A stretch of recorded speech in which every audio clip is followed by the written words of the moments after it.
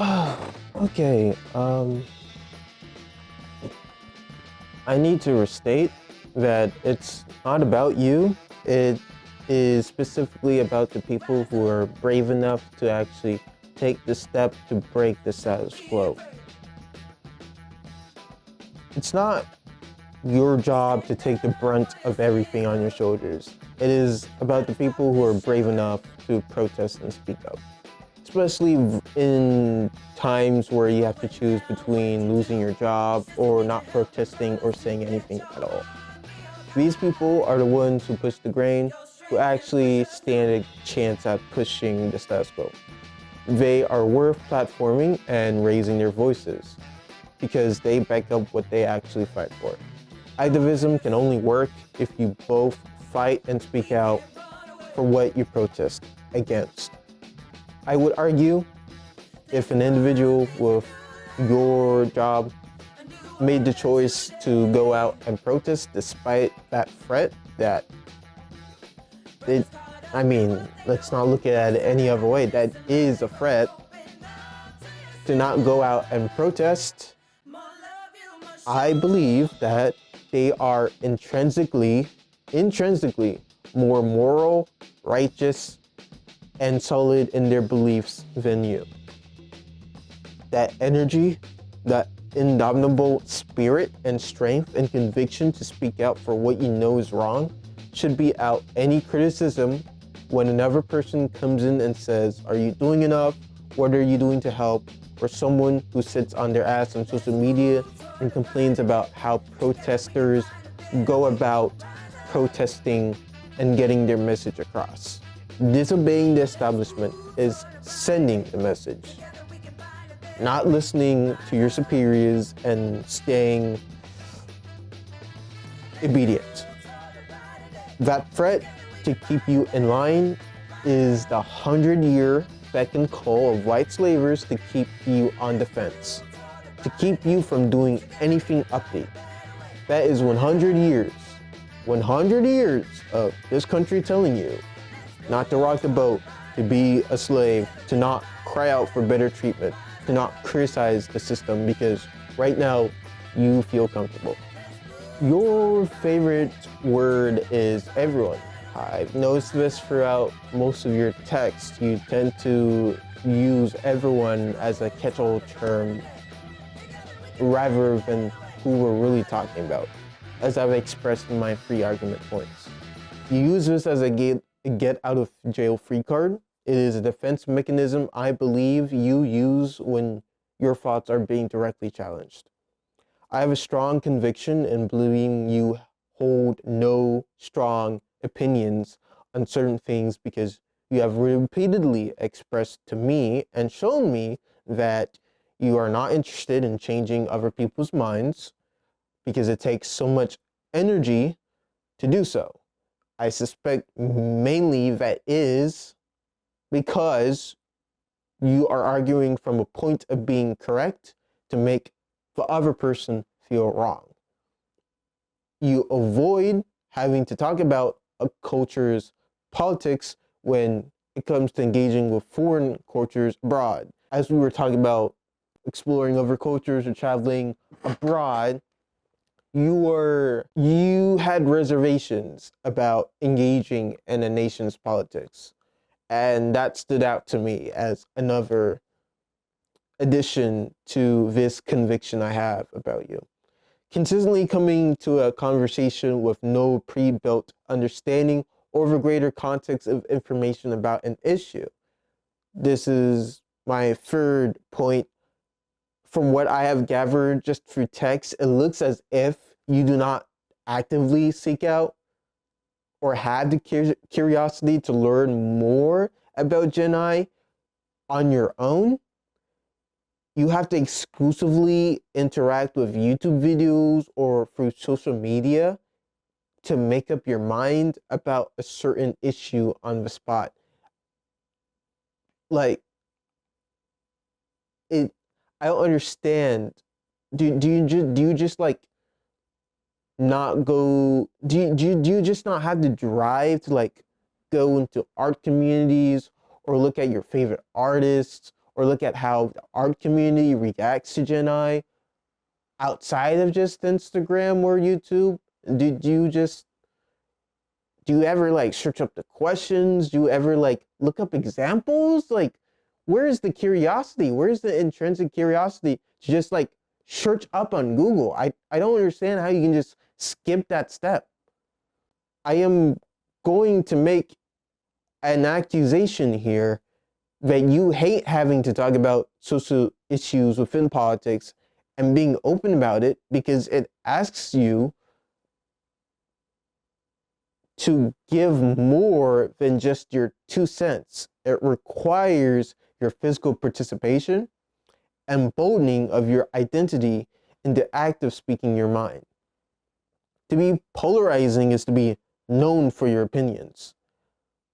You would rather offload your denial of this insecurity and make yourself as relatable or as helpless as a person in poverty to afford being looked over, so you do not look too hard on yourself for the centrist views you establish. In the same breath, you cozy up to an unrefined academic or a random speaker to feel intellectual about a cause that can be akin to diet black power or diet black radical thought. You have a phone, you have a computer, you have the liberty to pursue a music career, you have just as much liberties as me, but also a similar upbringing in a suburban household like mine to pursue a college degree. Why attempt to detract from this fact, if not to save face from your own shallow engagement? I don't understand. You have the tools. Why aren't you pushing yourself to look further beyond?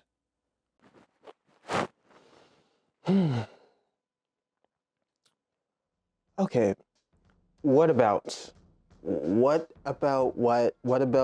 What about that? It is called whataboutism. I cannot engage in good faith in a conversation with you if you continue to bring up people that are not related to the argument. It makes it impossible to reach a conclusion in a conversation. If you cannot define who these people are, this specific group or model minority, or this magical people who do not have the opportunity to seek out knowledge like as you have, then I will not answer this question. You are speaking of a nebulous or imagined type of person that may or may not exist. I made it clear with my free statements that I am talking about this specific group of people. Middle class, upper class, working class, anybody who has a phone, who has a computer, who has the resources. Even before stating my subject group, it is implicitly implied that the people you talk about are outside of my argument. We both have phones, we both go to university, we both can access libraries and use computers. Your family and mine have the resources to seek out knowledge. This comes to a point in conclusion about obtaining more knowledge. It largely comes down to whether you want to or not. If you have gone through any level of education to ask basic questions, critical thinking, or writing an essay using Google, then you do not have an excuse. You are not wrong, but you have less excuses than your scapegoat person who is in poverty. So, I come to this point where I'm at the crossroads and I have to question your text again. Which is it? Do these people not have phones, technology, or the resources to go online, or do they? In the same thought, you say these videos can be eye-opening to people. Well, if it's eye-opening to people, I have to also ask, should they not be able to find greater resources outside of Instagram and Facebook to educate themselves about a specific subject matter? The usefulness of these videos, for me, are about as useful as inspirational or profound quotes that people throw up in the comments from dead old white guys. It is about as useful as people commenting on a video about injustices and saying, why can't we all get along? Thinking that what they're stating is something profound or special or revolutionary by just recycling the same conversation that tons of people before them have already had and who are also trying to push against a solution. Nonprofits, activists, and movements are already spreading awareness. There's no point in saying what these guys are already trying to push, already trying to fight for. Okay. I am going to bite on this. This one is really rich in emotion and insecurity. I'm going to be truthful with you. I am being condescending, I am being rhetorical, and I am being patronizing. At one point in my life, I was naive and ill-informed, and I see it in you. 5 years ago, I did not have a care in the world for what was happening in the global south. I was focused on my education and how I could improve or self-improve, me specifically. I specifically went on an egocentric journey, buying more clothes, making more friends, and enjoying leisure activities, being exclusively and creatively passionate about my self-indulgent ideas. Back then, my artwork had no context or basis to be explicitly political. Years prior to that, during high school and early college, I was solely focused on video games, watching anime, watching entertainment on YouTube, being insecure about whether women liked me or not. Additionally, I did not take social issues too seriously. No. I thought that because social issues did not explicitly revolve around me, I would not bother to even teach myself about it. What did apply to me at the time was what I cared about and what I consumed specifically. You could see that for what I consumed and what I searched on YouTube, Twitter, and Instagram at the time. I grew up in the suburbs. I almost assimilated into white culture or predominantly white institution. I believed I needed to go to and not to get a better education. I had no belief I was black. I did not understand whether to call myself West African, nor did I think my issues were as similar to black Americans. I did a heel turn with my identity as an African in the suburbs.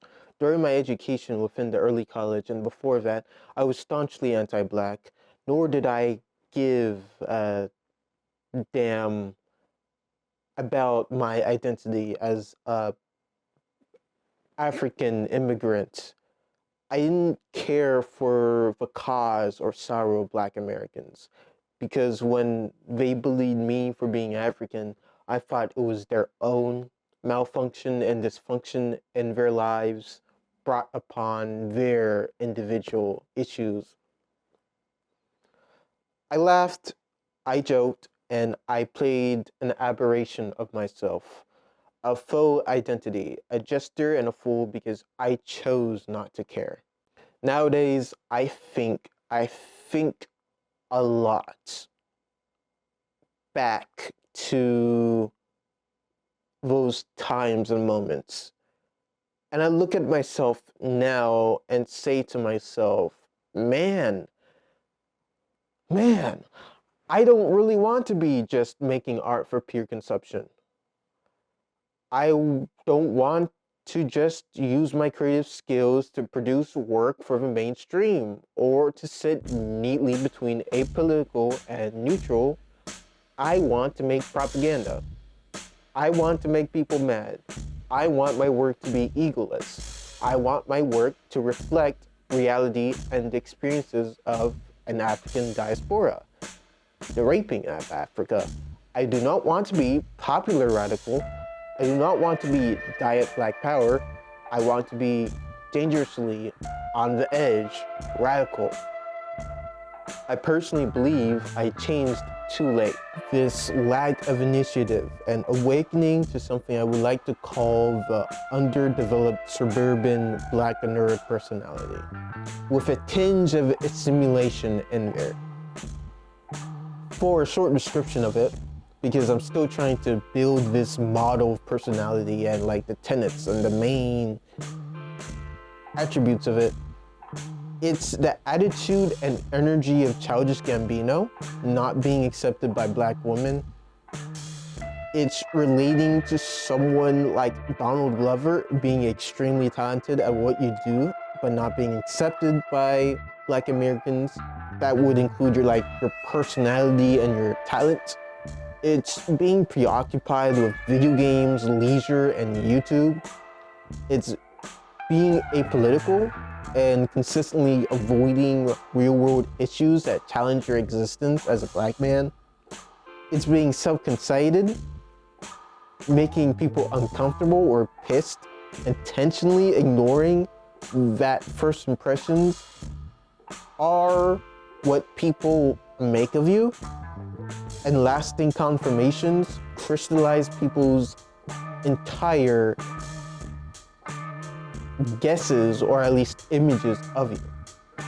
It's you doing you while not realizing that there's probably a habit, personality trait, or mindset you are actively embedding within yourself that makes people around you upset. This personality, I feel, is so easy to adopt when you engage in consumerism within America. It's so easy to let go of your identity from Africa or some other foreign culture when you assimilate into America, and when you're introduced with all this, with all these video games, YouTube, and entertainment, you just forget about your identity for the most part. And when you interact with white kids or social groups that are interested in anime and such like that, it just kind of, it doesn't purposely disappear, but it just puts it on the back burner for the most part. Yeah. When you are so enamored with social media that you often forget what it is like to have a life outside of it, to only engage with idealized images and stereotypes of the world without having to investigate why it is that way, or to really understand why social media is designed the way it is to give you that impression, it becomes limiting. The first world can spare being naive and ill-informed because they have the liberties and freedoms to engage in that leisure, to have the disposable income, the economy to support that. They have a whole industry to engage in escapism and gentrified politics to make people who see injustices feel better about themselves for not actually doing anything about it. When I assume or use my context clues about your life, what I know is that your YouTube recommendations are a lot more about video games and hot topic issue stuff rather than what bills Texas is passing through Congress. When I see you try to manage your social media intake, all I see is a weak attempt at skirting the line between I still want to be relevant on social media versus social media is my way of staying informed. When I hear you state that you don't want to be involved in changing people's opinions about things, or you'll just let people do themselves, I do not feel like I can be wrong in assuming that you have fence-sitting traits. You associate with more fence-sitting and centrism than actual convincing, persuading, and work.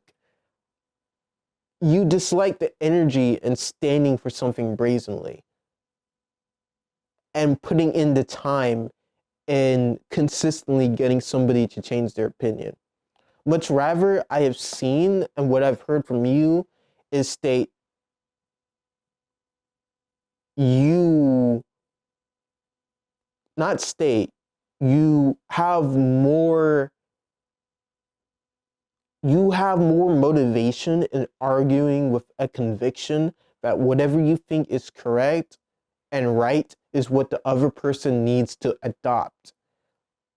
Examples, that would be the conversation you had with me about your Native American friend and how they were wearing a cross in Christianity, and you got into a whole not debate but argument about how that's kind of weird, and like, you showed him some history or whatever, and it kind of like got him. Like, sure, you got him at the end of the day, but that doesn't really do anything for the person. It just makes them more sad. Same thing with, you get kind of mad at her for not seeing your way, rather instead just focusing on persuading and convincing her, rather than putting all of your energy and making yourself feel right because you want that person to have your version of being correct, rather than just, slowly spending and investing time in convincing or persuading that person. I don't think you are sheltered and ignorant. You are also shallow, emotional, and egoistic. From what I can tell, from what you shared with me and how you act, those are perfectly valid and fallible human traits. And I think that builds up to another point about how you talk about stoicism and adopting it as a philosophy and buying books. Imagine in the same breath as we are talking about philosophy and gaining more knowledge, you would do deeper research around finding more books outside of just stoicism, especially as your experiences as a Black man. Hey, if you are interested in gaining more knowledge and being more self-aware and being less self-centered, Bell Hooks is a start. If you're interested in America, books like Manufacturing Consent and Blowback would help. The website, such as Dark Patterns, can easily be found through Google and inquiring about social media and how it's designed to pull you in. If you really are that dedicated to expanding your knowledge, you would consistently make the choice to expand your own curiosity and use your curiosity to find things that people don't explicitly tell you about. I believe you might not be the best student for Stoicism. Stoicism, Stoicism's key tenet, as it's advertised, its main point for men's self-improvement is to control emotions. Do not let your emotions decide how you act, how you speak, or engage with people in the world. But so often, I am disappointed and confirmed right in my opinion that a lot of guys want to be smart or intelligent, and how they hide behind quotes or insights about the world they hear from a guru or a great old dead white man of the past, or some divorced father or serial failed future boyfriend. Too many men use fabricated anecdotal experiences to color their entire view of women and the world itself, instead of looking deep enough or finding the actual real issue that plagues their lives. Often their ego and insecurity of who they are as a man, when there's no woman or romantic partner to impress or to perform for, no popularity or measuring contest to compete for, or no environment that allows risk-taking and confidence to take place, they usually find themselves at odds within their own hearts. They can't really understand their own identity because it's so basic, it's so straightforward, it's so shallow. There's no depth in it. It's always placed on having more power than the other person, or having more popularity than the other person, or having more of this than that guy, and finding ways to hide your feelings. I'm speaking at this level because I want you to go beyond the simple pop culture mainstream cuts. Okay. I really don't understand what you mean by a lot of people, a lot of Black Americans don't know what they can achieve. Are you specifically talking about men and women, young women and men from the ghetto in the hood who end up in juvie or jail because their immediate situation requires they put themselves in high risk survival mode? That I can agree with. That, for the most part, I can concede in my argument. But again, I'm not really talking about those people. Even then, what do you mean by achievements? So many Black Americans before you and I were able to achieve high skill ceilings in artistic professions that is almost laughable to deny that Black American culture is not the basis of American culture. Even in sports, high skill ceilings were achieved. I don't understand what you mean by a lot of Black Americans don't know what they can achieve. I would like to point out a few things that make this statement fall apart. We both go to universities to get undergraduate degrees in education. We are both fully committed to finishing our discipline so we can pursue careers. We intrinsically know that we are capable because we dream of a future for ourselves where our careers can make us feel satisfied about our lives. HBCUs exist to accelerate, support, and excel Black talent and rising Black youth. These institutions are the backbone that support what low-income or people from an African or Black American background want to achieve in their lives. On a related point, you have students from Howard University protesting for Palestine. They understand what they want to achieve more than just being Black and just, going through their lives, just, living. In our immediate circle is people like was able to achieve his dream through tap dancing and hosting a fashion and dance show, even directing a film. To make the statement that a lot of Black people don't know what they can achieve is really ridiculous.